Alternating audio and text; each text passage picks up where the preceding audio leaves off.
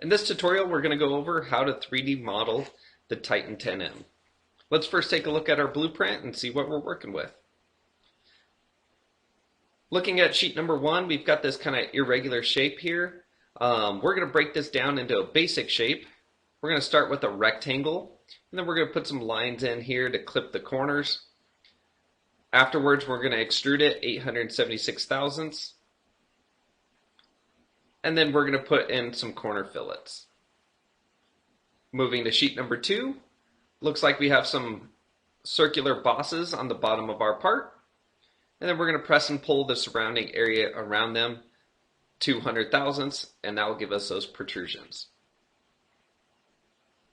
Moving on to sheet number 3, looks like we have some pockets in here with some counterbore holes.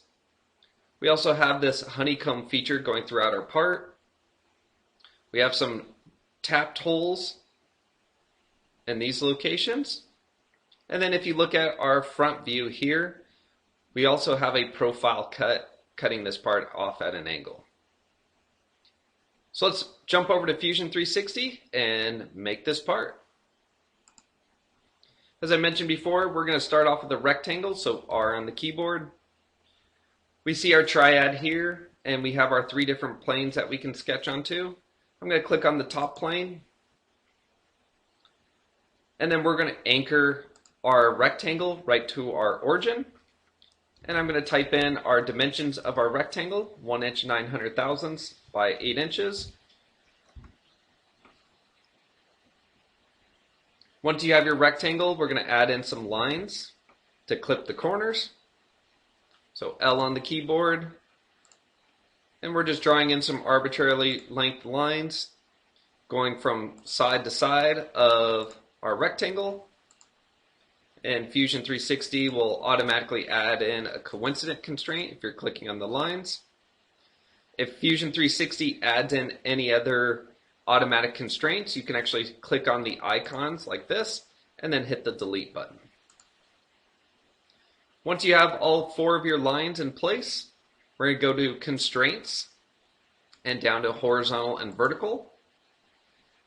The endpoint of this line and the endpoint of this line share a relationship.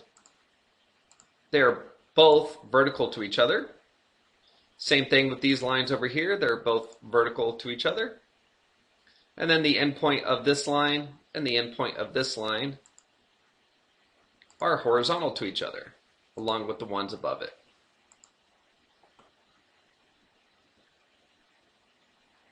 Now that you have your constraints in place, we're going to add in our dimensions. D on the keyboard is a shortcut for dimensions. We're going to go off of our origin and up to this very first point here. This point measures at 1 inch. Back to our origin and to our second point, and this point measures at 7 inches. Now that we have our horizontal measurements in, we're going to add in our vertical measurements. First point measures out at 375 thousandths. And then the second point measures out at 1 inch, 525 thousandths. Notice that your line geometry should all be black in color now. That means it's fully constrained. Once it's fully constrained, we're ready to press and pull. So right click, press and pull. We're going to click on this area here that's highlighted in blue, and then type in the thickness of our part, 876 thousandths. Now that we have a solid body, we're going to click on these vertical lines here on the outside of our part, and we're going to add in our corner fillets. We're going to go to Modify, down to Fillet, and we're going to click on these vertical lines on all 4 sides, and the dimension of our fillets are 1 inch. And then press Enter. In addition to having a corner fillet here, we also have a corner fillet on these 4 lines on both sides of the part. We're going to right click and repeat fillet, and we're going to click on those vertical lines now on both sides. And these have a dimension of 15 thousandths of an inch.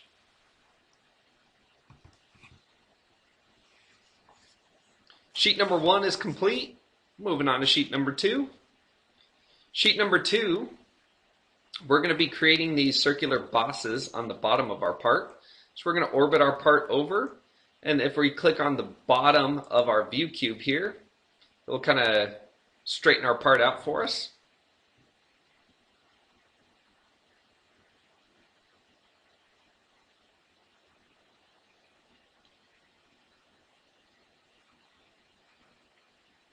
There it goes. And we're going to draw 3 arbitrarily shaped circles, or size circles. We're going to click on the bottom of our part. Make sure you're not clicking on these planes over here. You're clicking on the bottom. And you're going to draw 3 circles, kind of in the locations that you want them to be in. Once you have your 3 circles in place, we're going to add some constraints to them. We're going to go up to constraints and down to equal. All 3 of these circles are equal to each other, so I'm going to click on the perimeters of the first 2 circles and make those equal to each other, and then the perimeter of the last 2 circles and make those equal to each other.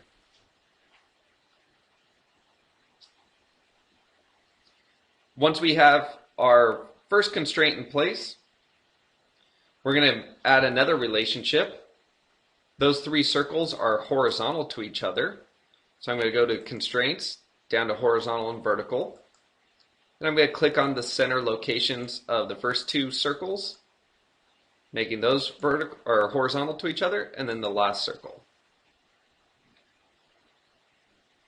Now that we have our constraints in place, now we're going to start adding some dimensions. D on the keyboard for dimensions. We're going to give one of these circles a dimension, doesn't matter which one. The dimensions of these circles are 275 thousandths. And notice the diameter of all 3 circles have changed. Now we're going to put in our dimensions, locating our circles. We're going to reference off of our datum location here to our first circle and drag our mouse down. This first one is at 2 inches, 152 thousandths. Back to our datum to the center of our second circle. This one is at 4 inches, and then enter. And then the third one from the datum to this other center of our circle is 5 inches, 848 thousandths. One more dimension to go. We're going to go from the center here and then to the top of our part and drag our mouse over to the left. And this dimension needs to be 950 thousandths, and that will locate it right in the center of our part.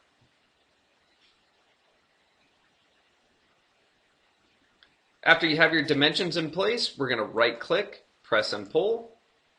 We're going to click on the surrounding area here. And the distance that we're going to press and pull is 200 thousandths. So I'm going to go type in negative 200 thousandths. And then press enter on the keyboard.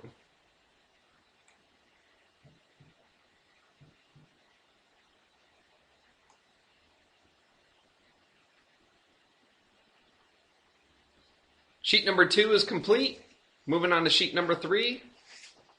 Sheet number 3, we've got this big honeycomb feature. So we're going to orbit our part back onto the top.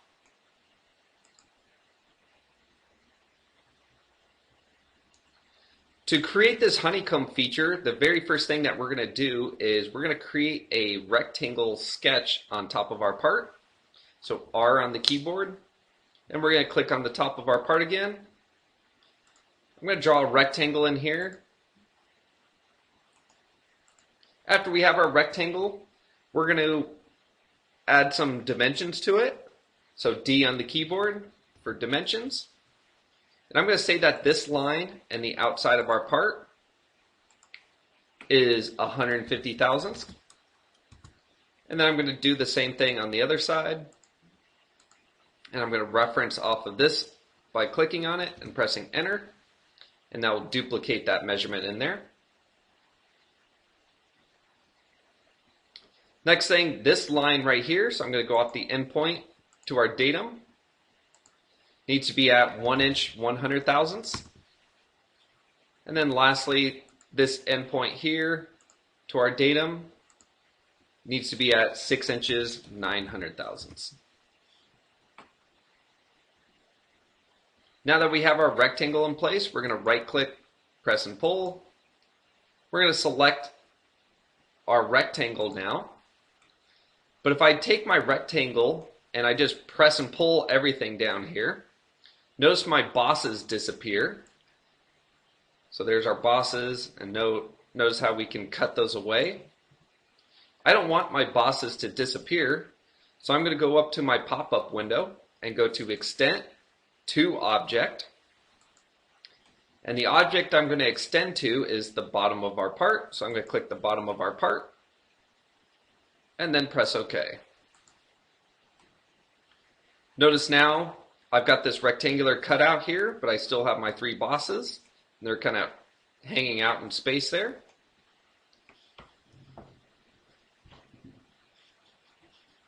What we're going to do now is we're going to create the geometry that makes up our honeycomb feature. We're going to go to P on the keyboard for project, because I'm going to project the bosses up to my new geometry or my new sketch. I'm going to click on the top of our part here.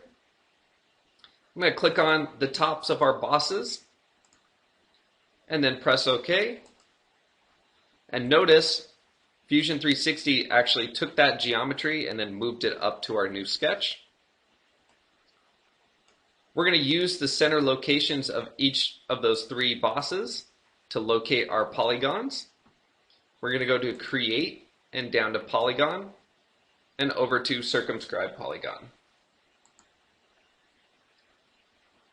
We're going to snap our polygon to the center location there, and we're going to drag our mouse out to the edge, and you should see a tangent constraint being added there. And we're going to do that for all 3 of these polygons.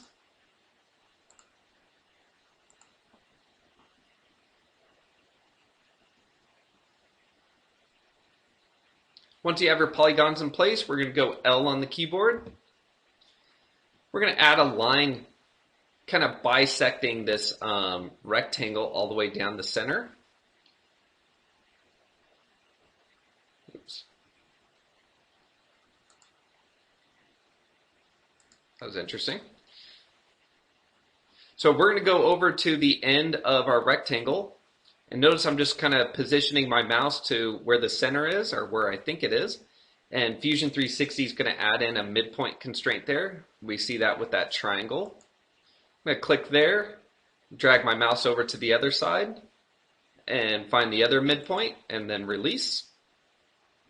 And that line should be going right down the center of our part. After I have that line, all I'm going to do is add in my other lines from corner to corner of our polygons.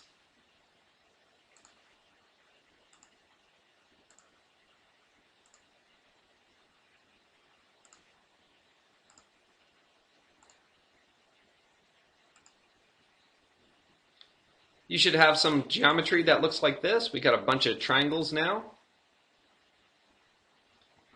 We're going to take this geometry and we're going to use what they call a web feature, and that will give our lines some thickness to them. We're going to finish our sketch, go to Create, and down to Web. The first web that we're going to add in is right down the center of our part, so we're going to click on that center line.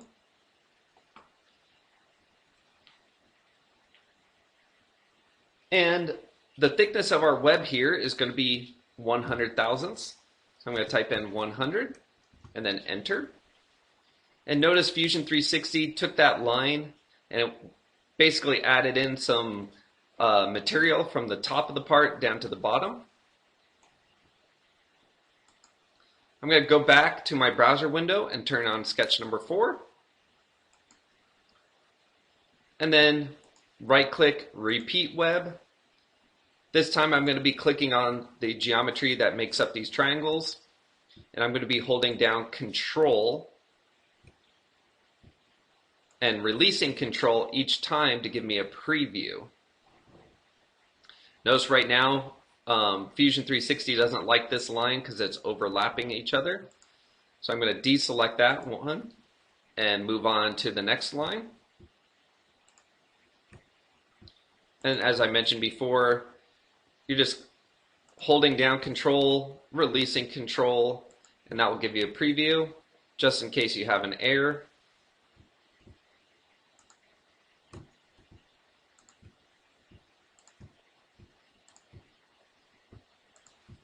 Notice there's another error there.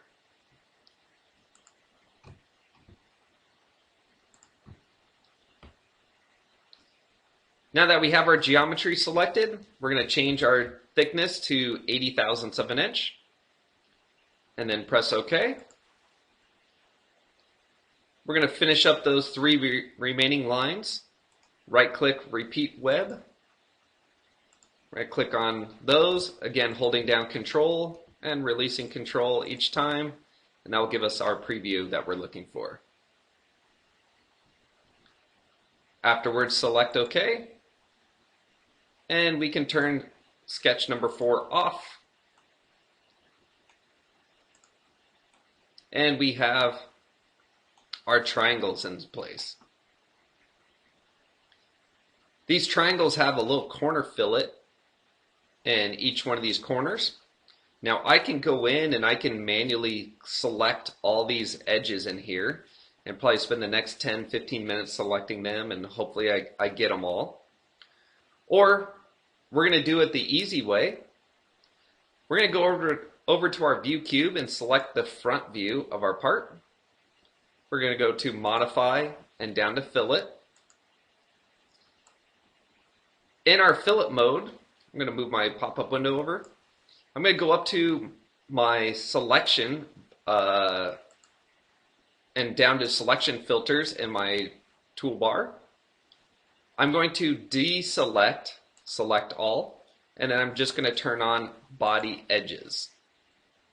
What this is going to do is it's going to allow us to just select an edge of our part.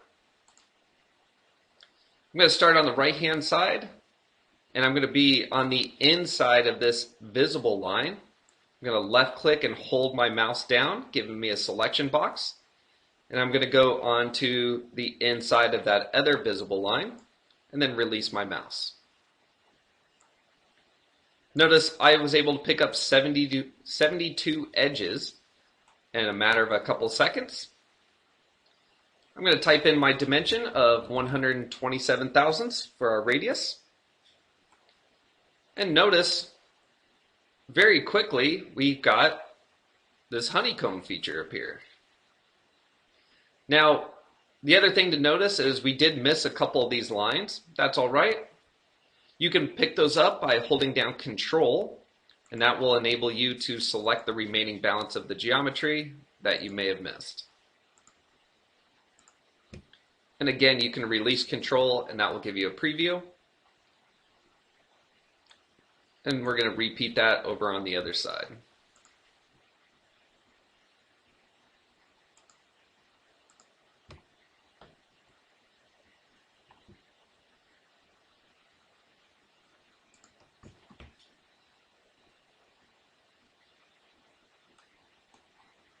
Once you got all your geometry selected, you can press OK.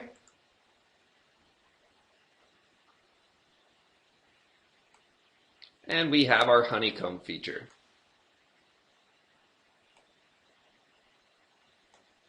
Next thing that we're going to do is we're going to put in our drilled and tapped holes. We're going to first come over and turn sketch number 4 back on. If you look at our blueprint, the center locations of our polygon are actually the locations of our holes here. And then up here in this corner, we're going to have a hole. And then down here, we're going to also have a hole over here and then over here. So we're going to use the geometry from our polygon to locate these holes. We're going to go H on the keyboard, that's the shortcut for hole. And we're going to come in and select all those locations.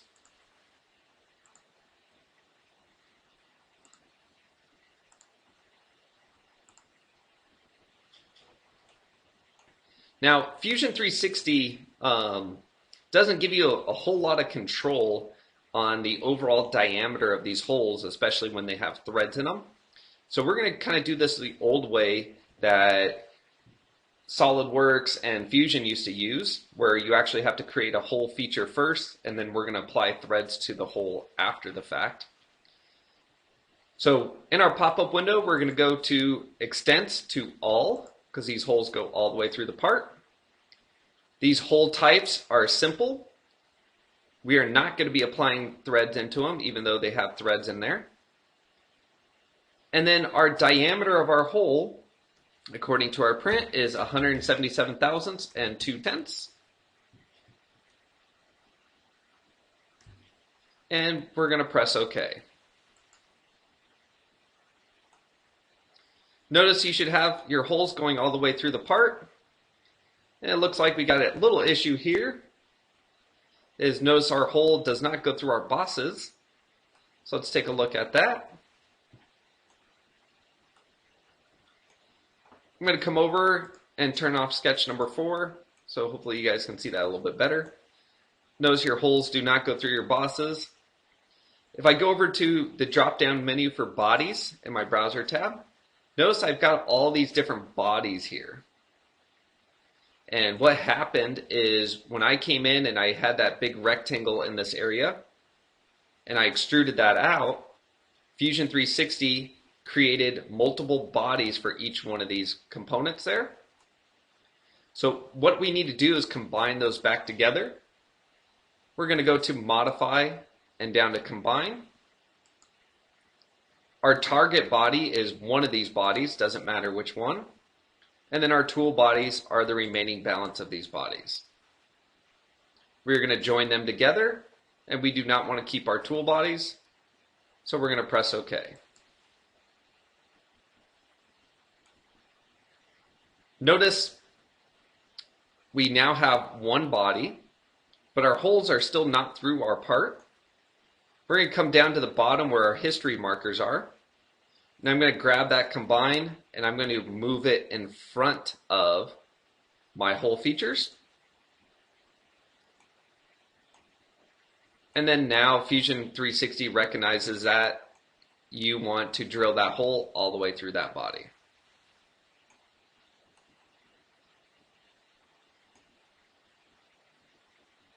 Now that we have our holes in place, we're going to apply the threads.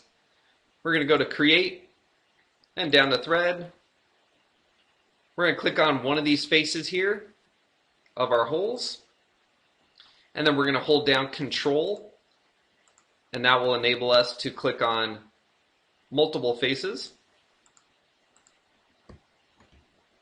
And then we're going to update our thread data over here.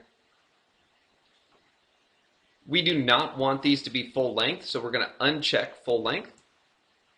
The depth of our threads are 500 thousandths. The size of our threads, notice Fusion 360 automatically picked up, there's supposed to be a number 10 screw. The designation is going to be 1032, and our classification of fit is going to be 2B. Afterwards, we're going to press OK and lock in those dimensions. Notice we have our threads up here, but we shouldn't see any threads on the bottom of our part, and that's what we're looking for.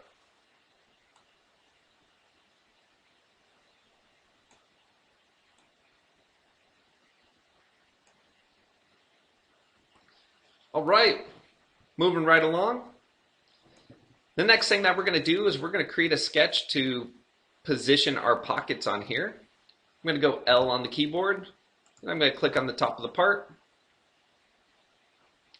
First thing I'm going to do is put in a construction geometry. I'm going to find the midpoint of this line right here, and we can see that with that triangle there. And we're going to go over to the midpoint on the other side and draw a line all the way down our part. Once we have our line, we're going to click on it and then press X to change it to a construction line. We're going to use that line to reference off of our pockets here so we can get some symmetry going on. We're going to start on the left-hand side, L on the keyboard. We're going to be clicking on this vertical line here and dragging our mouse up. Then we're going to come down and right back to that vertical line, giving us that kind of a triangle-shaped pocket. We're going to repeat it over here.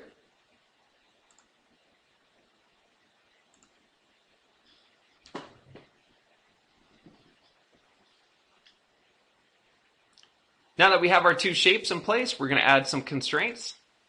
We're going to go down to horizontal and vertical. And I'm going to say that the endpoint of this pocket and the endpoint of this pocket are perfectly vertical to each other. That way, when I dimension them, they will actually drive themselves for the dimensions. In addition to adding that horizontal and vertical constraint, we're going to add a parallel constraint. This line and the outside of our part are parallel.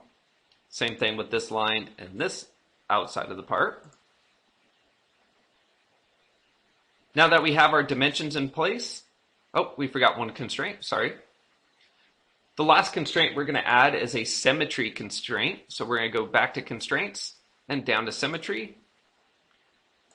And this line are symmetrical to each other about our construction line.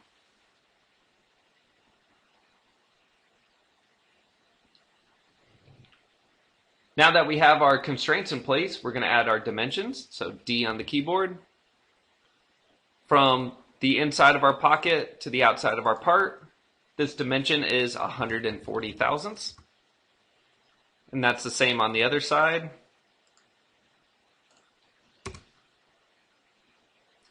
The width between these two lines is 100 thousandths.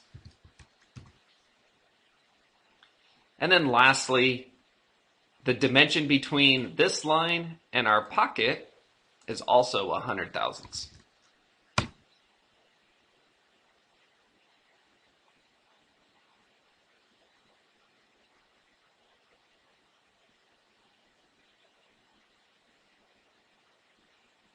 Now that we have our pockets in place, we're going to right click, press and pull.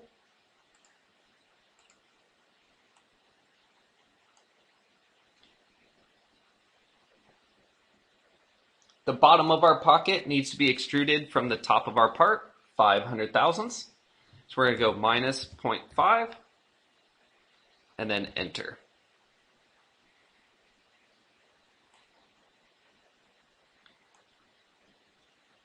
On these little sharp edges here, there's some corner radiuses, so we're going to go modify down to fillet. We're going to click on these lines here, so that line and these lines. Oops. And this has a 15 thousandth radius to kind of break those edges. And then press OK. In addition to those having a radius, we also have a radius up here in these bigger corners. So right click, repeat. We're going to click on those lines also. And these have 150 thousandths radius, like that.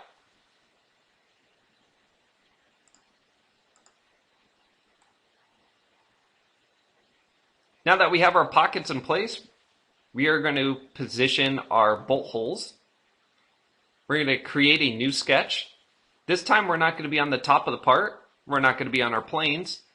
Where we are going to be is in the bottom of our pocket here. So make sure you're clicking in the bottom of the pocket.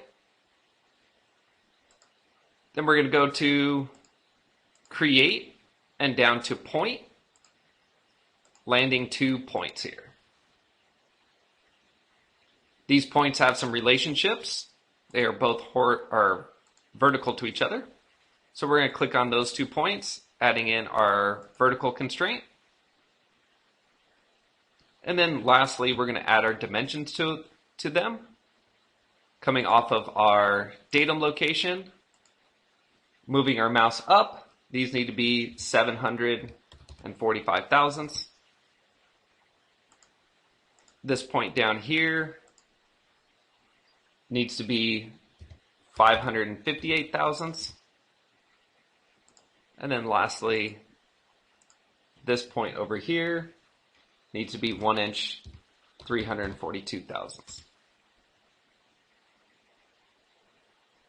We're going to finish our sketch. H on the keyboard for hole. We're going to click on those two hole locations.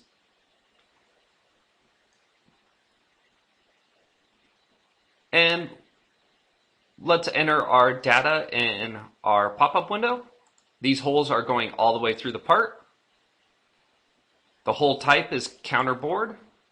It does not have threads in it. Jumping down to our pictogram here, the diameter of our counterbore is 380 thousandths.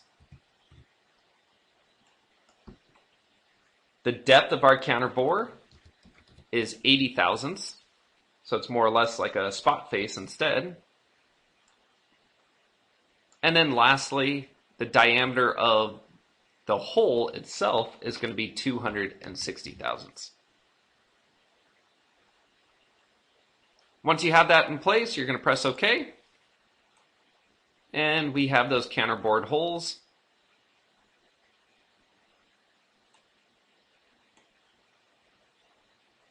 Now, because this part is symmetrical, I can actually mirror all this geometry across the part.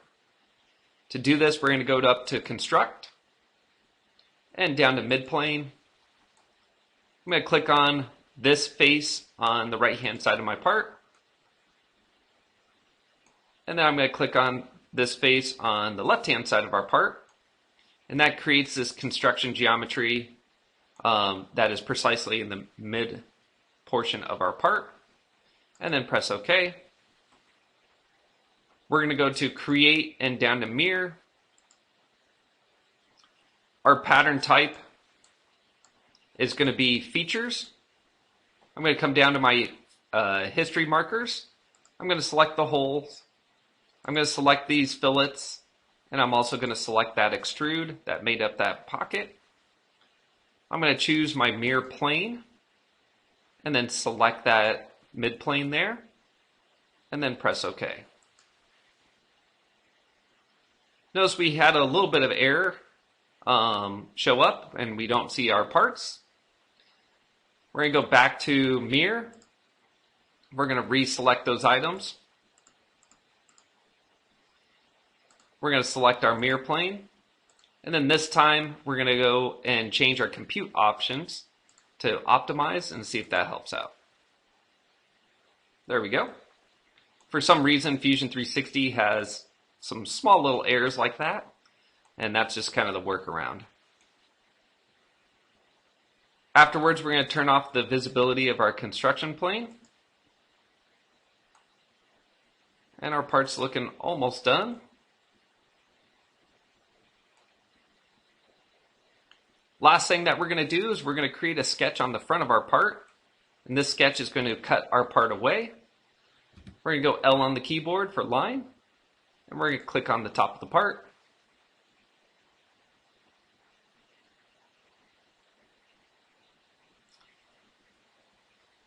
What I'm going to do is I'm going to kind of hover over this corner here and see if Fusion 360 is going to want us to snap to this corner. If it doesn't, we're going to project that geometry instead. My mouse is not wanting to snap to anything, so I'm going to go P on the keyboard.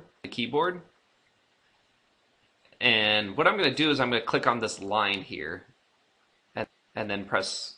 So I'll click on that line, and then I'm going to come over to this line over here and do the same thing. Make sure you're on the outside of the part and not on the inside of that fillet. And we're just going to project those two lines. And that's going to give us some anchoring points for our geometry. So notice we have these purple lines. I can turn body number 1 off, and you'll see these purple lines here. Those are just projected lines from our existing part into our new sketch. We're going to go back to L on the keyboard. And what we're going to do is we're going to snap to the very top of this line where we have our endpoint, because that's the top of our part. I'm going to drag my mouse over kind of at an angle like this, and then drag another line coming down and snap it to that purple projected line. So kind of like that. Then over on this side, I'm going to snap another line coming right off that projected line, coming up at an angle, and anchoring it to that angled line that we just created.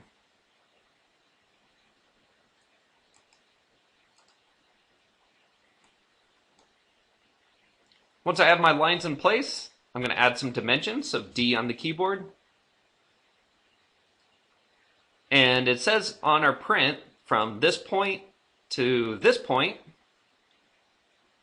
the depth of this line here needs to be 400 thousandths, so I'm going to type in 400 thousandths. We're going to go to the other side. From this point to the top point here, this needs to be 425 thousandths. From our top point to this point, this needs to be 200 thousandths. And notice that that brought our line in. We can just drag that back out.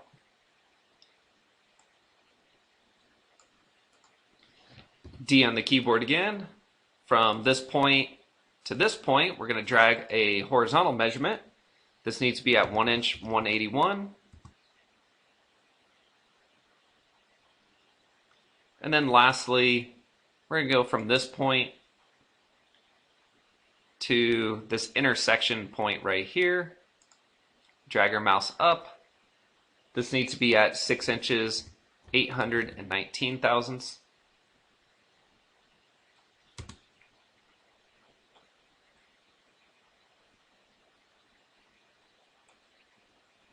Now that we have our geometry in place, the issue is I can press and pull this area, but I can't press and pull this area here because there's no geometry that is going above it to kind of create a closed sketch there. So what we're going to do is we're going to add that geometry in. We're just going to go L on the keyboard. I'm going to kind of go up. Doesn't matter how far out you go. Over the top of my part and then down. And if you want to tidy up your workspace, you can add in some horizontal and vertical constraints, constraining those lines and make them perfectly vertical and horizontal. So all I did is I drew in some lines. Now you can see this area is shaded blue, which will allow us to press and pull it. We're going to go to right click, press and pull. We're going to select this area, this triangle, and then this triangle. Extent, we're going to go to all. And Fusion 360 is going to compute this and realize that we want to cut that area away. And then press OK.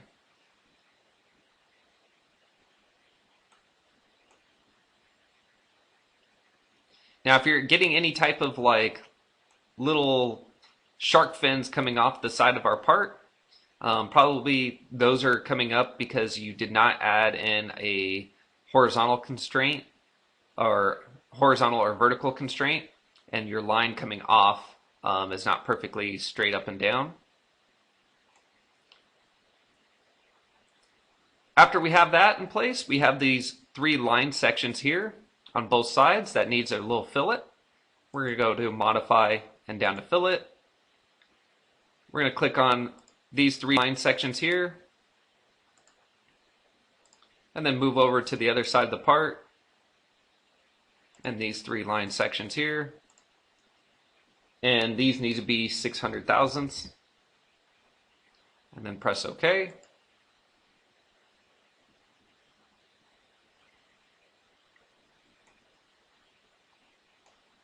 Our part's pretty much done. The only other thing that we got to do on this part is we got to add in some chamfers to break all the sharp edges off.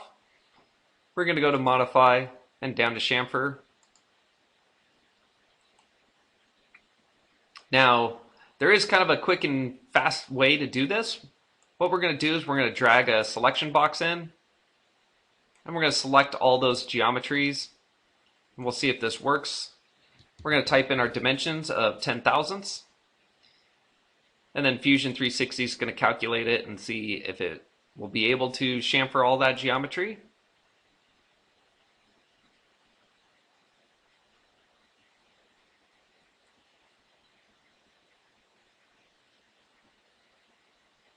And it is coming up with an error. So if that's not working, you may have to come in and deselect some of this geometry. I'm going to exit out of that. I'm just going to come in and manually select this geometry. And I'm going to hold down Control, select some geometry, including the tops of my holes, the tops of the honeycomb features,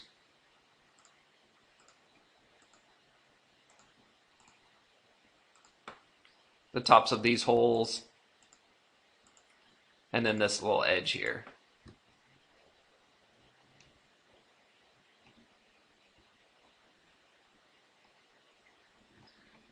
Moving over so I can see the rest of the part. Holding Control down again, selecting the geometry. The biggest thing that you got to think about is, imagine if you're holding this part in your hand, you don't want the person who's holding it to cut their hands on it. So we're going to chamfer all these edges that could potentially be sharp from being manufactured.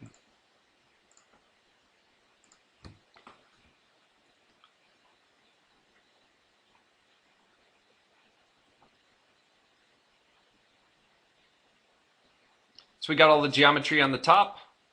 We're going to orbit to the bottom and then repeat everything on the bottom. So holding Control down again, clicking on the outside of the profile, bottoms of these holes, the bottoms of our honeycombs,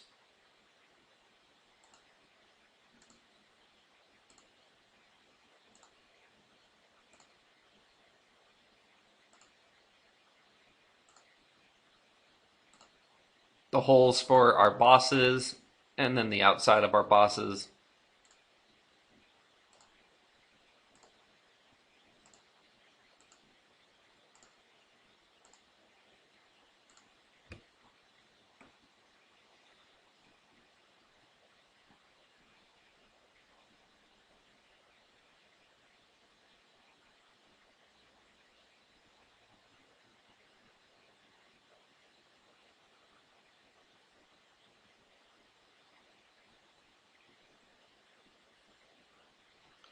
And then moving our part over so I can see the rest of it, holding Control down again so we can reselect the remaining balance of our geometry. Fusion 360 is starting to get bogged down here. That's why we're seeing some latency issues.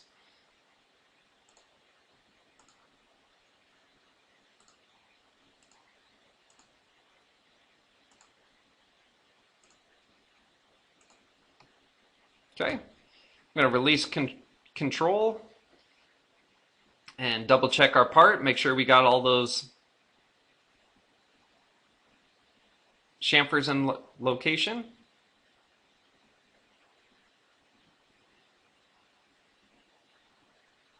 Everything's looking good. Let's check the top. Everything looks good there. And then we're going to press OK.